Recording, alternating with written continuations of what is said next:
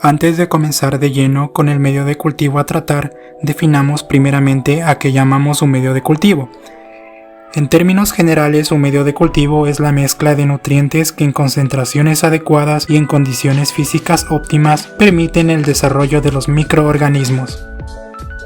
Para la clasificación de nuestro medio de cultivo, en este caso tripteína soya agar, nos basamos en la clasificación por composición, ya que nuestro medio de cultivo puede ser utilizado como base a la cual se suplementa con nutrientes o con antimicrobianos para lograr un medio enriquecido o selectivo de acuerdo al aditivo empleado. Como medio enriquecido, podemos decir que el agregado de 5 a 10% de sangre ovina desfibrilinada estéril promueve el desarrollo de bacterias exigentes en sus requerimientos nutricionales y la adecuada observación de las reacciones de hemólisis. De igual manera, el agregado de extracto de levadura en concentración de 0,6% favorece al crecimiento de especies de listeria. Si nos basamos en un medio selectivo, podemos decir que nuestro medio adecuado para cultivar y mantener cepas de Aeromonas y aumentando el porcentaje de cloruro de sodio para que de esta manera mantener cepas de algunos brivios, exceptuando el brivio Cholerae. A continuación vamos a identificar sus fuentes de carbono y nitrógeno respectivamente. Debemos tener en cuenta que para clasificar una sustancia como fuente de carbono, estas tienen que ser compuestos carbonados orgánicos. También estas sustancias pueden ser utilizadas en la construcción de innumerables moléculas necesarias para la célula. De igual manera, los hidratos de carbono son considerados como fuente de carbono y energía, como los casos de mono o disacáridos, glucosa y maltosa respectivamente. Polisacáridos como el caso del almidón. Dicho esto y basándonos en la fórmula de la ficha técnica de nuestro medio de cultivo, tanto la tripteína como la peptona de soya las podemos clasificar como fuentes de carbono. Para clasificar sustancias como fuentes de nitrógeno, debemos considerar a algunos microorganismos que puedan incorporar nitrógeno en forma de aminoácidos, tal es el caso de las bases purínicas o pirimidínicas. También que en ciertos medios de cultivo el aporte de nitrógeno es realizado por las peptonas. Para este caso, la peptona de soya es el único componente que se encuentra dentro de la clasificación como fuentes de nitrógeno.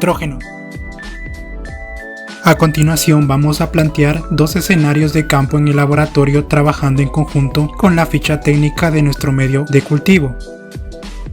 En el primer caso, nos pide que vamos a desarrollar un procedimiento para preparar 20 cajas Petri de medio de cultivo y vamos a asumir que en cada caja habrá 30 mililitros del medio.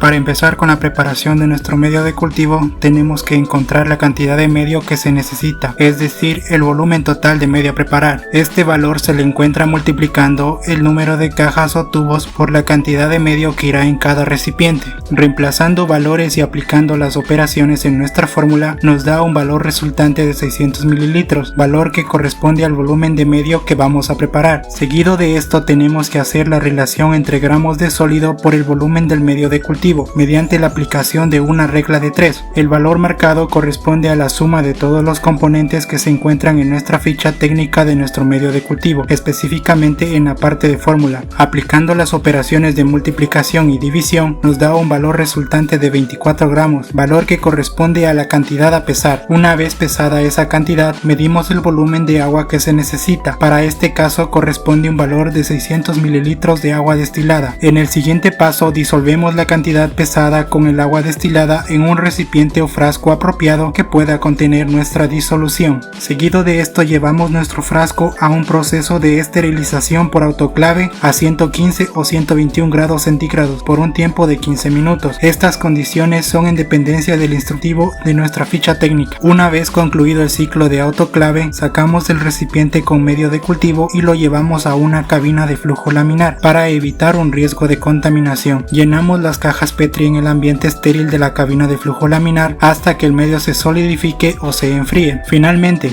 sellamos y rotulamos las cajas Petri con el tipo de medio y la fecha de elaboración. Para el segundo caso, nos dice que tenemos que preparar 15 tubos slant con medio de cultivo y asumiendo que en cada tubo se llenarán 5 mililitros del medio. Siguiendo el mismo proceso inicial del caso anterior, tenemos que el volumen de medio que vamos a preparar corresponde a un valor de 75 ml.